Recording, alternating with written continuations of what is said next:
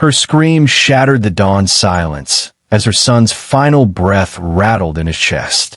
After 7 sleepless nights, fighting the fever that consumed him, after selling her last valuable possession for medicine that didn't work, after bargaining with God until her voice gave out, it was over.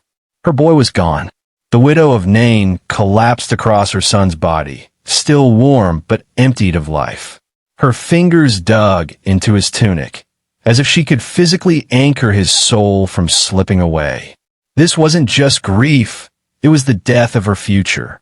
In a world where women without men were invisible, she had just become a ghost. No husband, no son, no protection, no hope. As the morning light spilled across his still face, neighbors entered to prepare him for burial. They would carry him to the tomb before sunset. That was the law. But as they gently pulled her away from her child's body, no one knew that on the dusty road to the graveyard, the impossible was about to happen. The sun climbed mercilessly in the sky over Nain, beating down on the small mud brick home where death had just claimed its newest victim. Time waits for no one's grief in ancient Judea. Bodies must be buried quickly in the heat. The widow barely had moments to process what had happened before her home filled with neighbors. Women coming to wash her son's body, men arriving to construct a simple bier for carrying him to the grave. Their whispers scratched at her ears like thorns. Her only son. What will become of her now? First her husband, now this. She sat in the corner, numb, as they worked. Their hands moved with practiced efficiency. They'd done this before, would do it again. Death was a familiar visitor in their village. But not like this. Not to a young man in his prime. Not to a widow's only hope. Her mind kept returning to the moment everything changed. The instant his fever-bright eyes had focused on hers one final time. The weak pressure of his fingers against her palm. His last words, "Mother, I'm sorry." Sorry for what? For leaving her?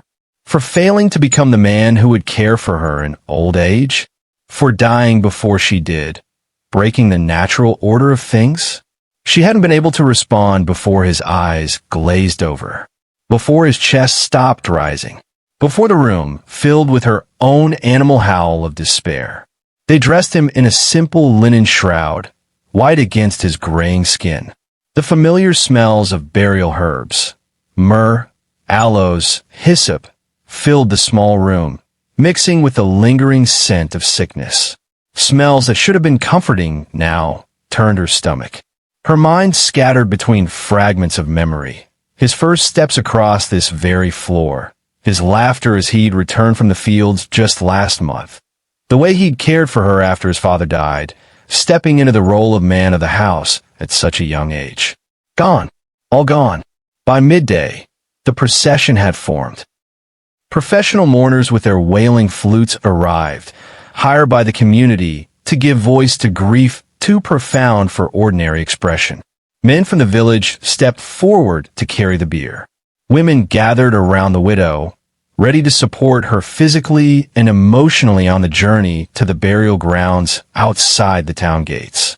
"Come," one of them said gently, helping her to her feet. "It's time. Time." How strange that it continued flowing when her world had stopped. How cruel that the sun still crossed the sky, that birds still sang, that life in the village would continue tomorrow, as if her son had never existed. As she stepped outside, the brightness of the day assaulted her eyes. Her neighbors helped her take her place at the front of the procession, just behind the bier. From here, she could see her son's wrapped form, could almost pretend he was just sleeping. But the flutes began their keening wail, shattering that illusion. This was no procession of celebration or rest. This was death's victory march. They moved slowly through Nain streets, gathering more followers with each step. Her son had been known, had been loved. He had helped rebuild the synagogue roof last summer, had carried water for old widow Judith when her well ran dry, had played with the village children, teaching them to carve simple toys from olive wood. Each person who joined carried a memory of him. But memories wouldn't fill her empty home. Memories wouldn't provide food, or protection in her old age. Memories wouldn't continue the family line that now ended with her. With each step toward the village gate, the finality pressed harder upon her chest. She was truly alone now, a widow without a son in a world with no place for such women. The heat pressed down, making her funeral clothes stick to her skin.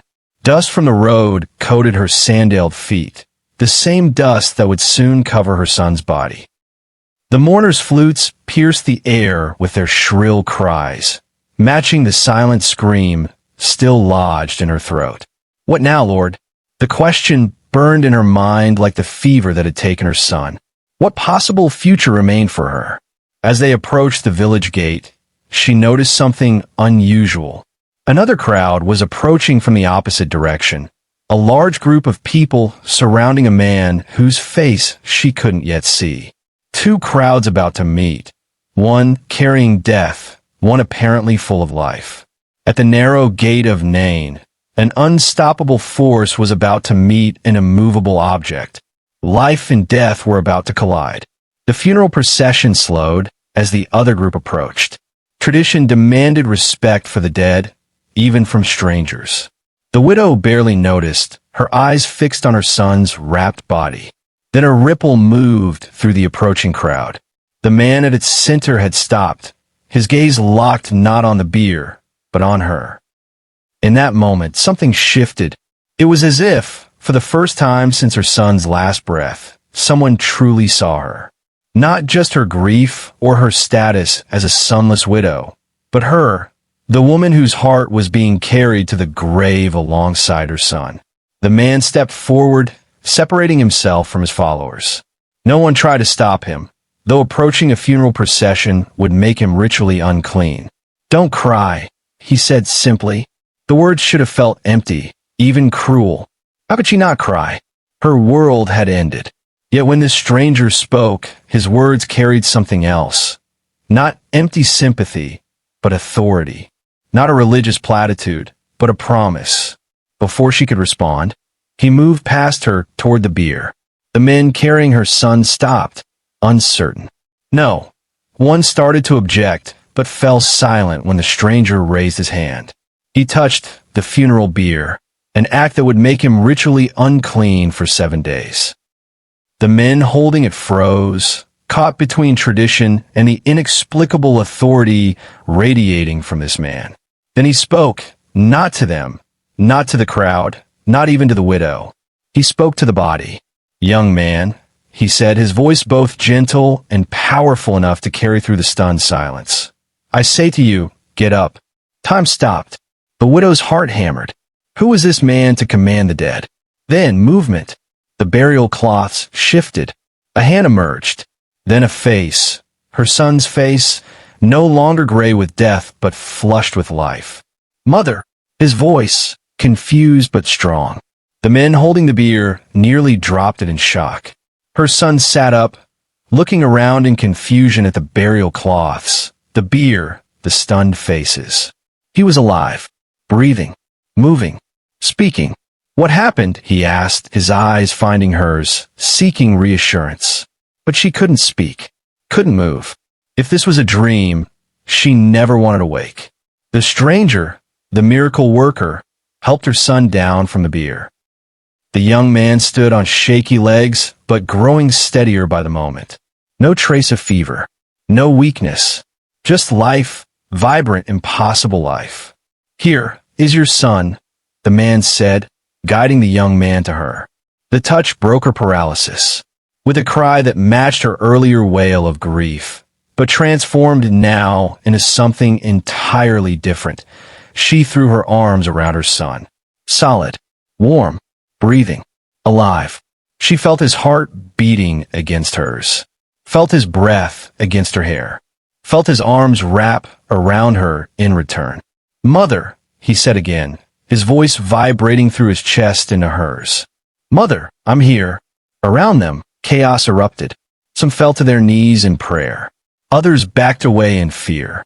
Many began shouting, "A great prophet has appeared among us. God has come to help his people. It's Elijah returned." Through it all, the widow held her son, unwilling to let go.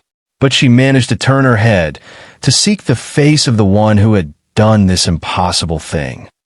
His eyes met hers, and in them she saw not pride at the miracle, but simple joy, the joy of a gift freely given, a wrong made right, a broken heart mended. "Who are you?" she asked, though the crowd's noise surely swallowed her words. Yet he seemed to hear, for he smiled gently before turning back to his followers. As he moved away, someone nearby whispered his name, Jesus of Nazareth. How do you return to normal life after you've died? How do you mother a son who has returned from grave? These were the questions facing the widow of Nain and her son as they walked back through the village gates, a journey they never expected to make together again. The funeral cloths lay abandoned on the road. The beer was forgotten. The professional mourners stood silent, their flutes hanging uselessly at their sides. The widow couldn't stop touching her son, his arm, his face, his hands, each touch confirming this wasn't a dream. "Are you hungry?" she asked suddenly, maternal instincts breaking through her shock. He laughed, that laugh she thought she'd never hear again, and nodded. Starving. Of course he was. Death was exhausting business. Their small home, which hours before had been filled with death's silence, now overflowed with curious neighbors. Everyone wanted to touch the young man, to verify the miracle. Everyone had questions neither mother nor son could answer. "What was it like?" they asked him. "Do you remember anything?" He shook his head. "I remember being sick. Then nothing. Then waking up outside the village with everyone staring at me." His mother prepared food with shaking hands, nearly dropping the bread 3 times. She couldn't take her eyes off him as he ate.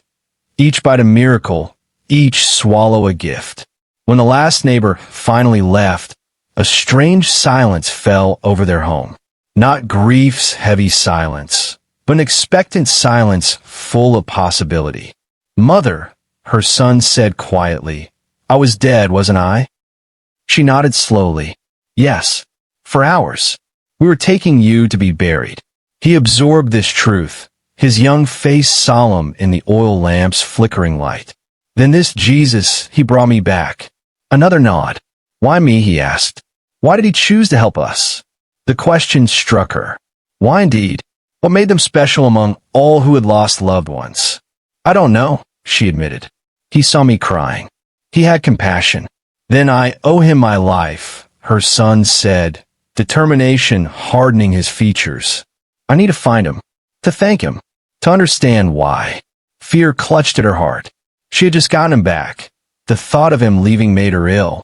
"Not yet," she pleaded. "Rest first." He relented, seeing the fear in her eyes. But they both knew a quest had been born in this quiet moment. A quest for understanding. For purpose. That night, she didn't sleep. How could she, when each rise and fall of her son's chest was a miracle to witness? She sat beside his sleeping form, counting his breaths like treasures. By morning, word had spread beyond Nain to neighboring villages. Curious visitors began arriving, all eager to see the young man who had returned from death. For the widow's son, the attention was overwhelming. Every visitor wanted to touch him, to question him, to see some visible mark of his journey. "I need to find him," he told his mother again as they closed their door against another group of curious onlookers. "I need to understand." This time, she didn't argue. Something had shifted in her too, a need to know more about the man who had given her back her world. They packed simply bread, dried fish, a skin of water. The journey might be short or long. No one could say where Jesus of Nazareth might be found. 3 days ago, headed toward Capernaum, a merchant told them in neighboring Endur. Capernaum, a day's journey if they walked quickly. The fishing town by the Sea of Galilee had become something of a base for Jesus, according to rumors. As they walked, the widow noticed how her son kept touching things. Leaves, stones, the rough fabric of his tunic. As if every sensation was new again. Perhaps it was. "What are you thinking?" she asked as they rested in an olive grove's shade. "I'm thinking about time," he said slowly. I lost hours that feel like nothing to me. Yet for you, they were the worst hours of your life. She nodded, her throat tight with memory. And I'm thinking about purpose, he continued. Why am I back? What does God want from me now? Such mature thoughts from one so young. Had death given him wisdom, or had it been there all along? Perhaps Jesus can answer that, she said. Capernaum was packed with visitors. They asked the woman where everyone was heading. To see the teacher, she explained. He's at Simon Peter's house, but good luck getting close. The crowd is huge today. She wasn't exaggerating. As they made their way toward the center of town, the press of bodies grew denser. Everyone pushing forward, trying to get closer to a modest house from which a voice could be heard. We'll never reach him, the widow said, dismay filling her. Her son pointed to a nearby rooftop. Up there, we can at least see him. They climbed the external stairs, joining others with the same idea. From this vantage point, they could see into the courtyard, could see the man at its center. That's him, the widow whispered, recognition immediate despite having seen him only briefly. Even from a distance, Jesus commanded attention. It wasn't his appearance. He looked ordinary enough. It was something else, a presence, an authority that came from something deeper. They watched as he taught, as he healed a man with a withered hand, as he answered questions from supporters and critics alike. I understand now, her son said softly. At least I'm beginning to. What? She asked, seeing something new in his expression. Why he did it. Why he brought me back. He turned to her, eyes bright with purpose. It wasn't just for us, Mother. It was to show something bigger. That death isn't the end. That God's power is greater. She considered this. But why us? Why not someone else's son? Her son smiled, taking her hand. Because he saw you, really saw you, your pain, your faith despite that pain. And he responded with compassion. The simplicity of it struck her. Not some grand divine plan. Just compassion, seeing suffering and responding with love. As sunset approached, the crowd finally began to thin. People returned to homes' minds full of what they had seen and heard. Now's our chance, the widow's son said, pulling his mother toward stairs. They made their way down, then pushed through the diminished, but still substantial crowd. People gave way reluctantly until they noticed the intensity in the young man's face.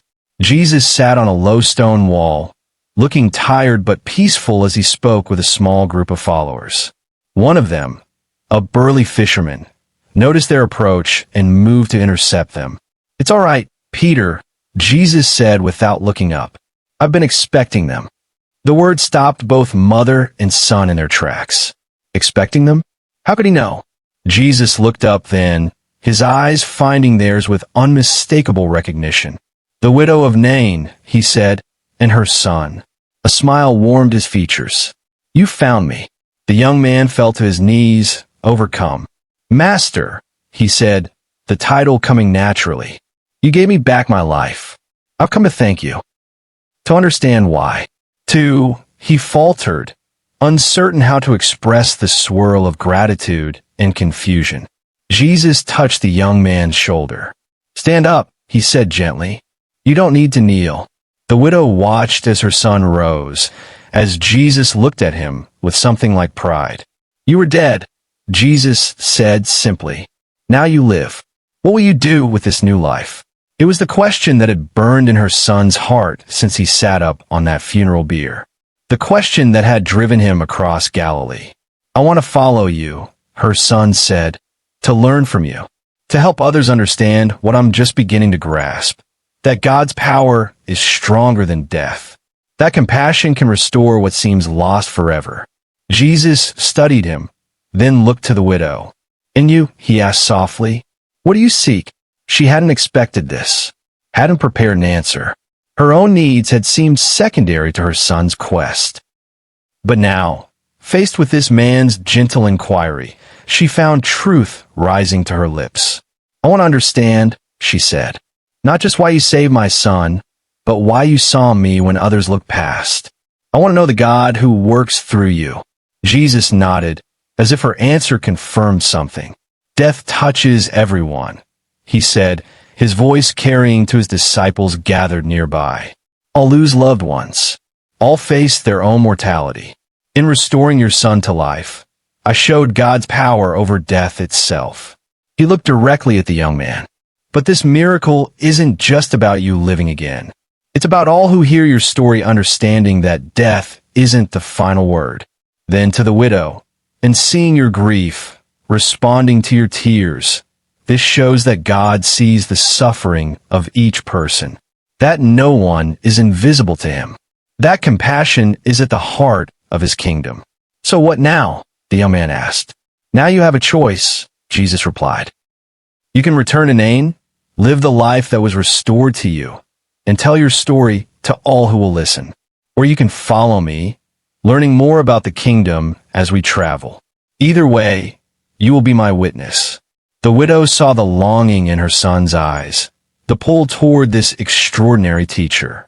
She saw, too, his hesitation as he looked at her, the awareness that following Jesus would mean leaving her alone again, though in a very different way than death had separated them. She made her decision in that moment. "We will both follow," she said firmly. "Where my son goes, I go." Relief and joy flooded her son's face. Jesus smiled, a smile that contained both approval and warning. "The path isn't easy," he cautioned. "We have no permanent home. We face opposition." The widow thought of their small house in Nain, of the familiar rhythms of village life, of the security of what she knew. Then she thought of the funeral procession, of the cold body of her son, of the emptiness that had yawned before her. "We have already faced the worst the world can offer," she said.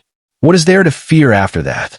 That evening, as they sat with Jesus' followers around a cooking fire, the widow watched her son tell their story, watched faces transform with wonder as he described waking up on his own funeral bier. They traveled with Jesus throughout Galilee and beyond. They witnessed more miracles, heard teachings that transformed their understanding. They saw crowds grow larger, opposition fiercer. And everywhere they went, they told their story, to skeptics and believers alike, to those grieving and those fearing death, to anyone who needed hope that the darkest moment wasn't the final word. Perhaps you're facing your own impossible situation right now, a loss that seems unbearable, a future that appears empty, a path forward you cannot see. The widow of Nain would tell you this. Even in your darkest moment, you are seen. Your tears matter. Your pain is not invisible to God. And her son would add, what seems like an ending may be just the beginning. Death, relationships, or hopes doesn't have the final word. Their story reminds us that when Jesus interrupts our funeral processions, those moments when we're carrying dead hopes to their burial, everything can change in an instant. This has been The Widow's Son, Death Defeated from Hidden Heroes of Faith. If this story touched you, share it with someone who needs hope today. Subscribe for more untold stories of faith that change the world. Remember, no grave is too deep for God's power to reach. Jesus said to her, I am the resurrection and the life. The one who believes in me will live, even though they die. John 11 verse 25.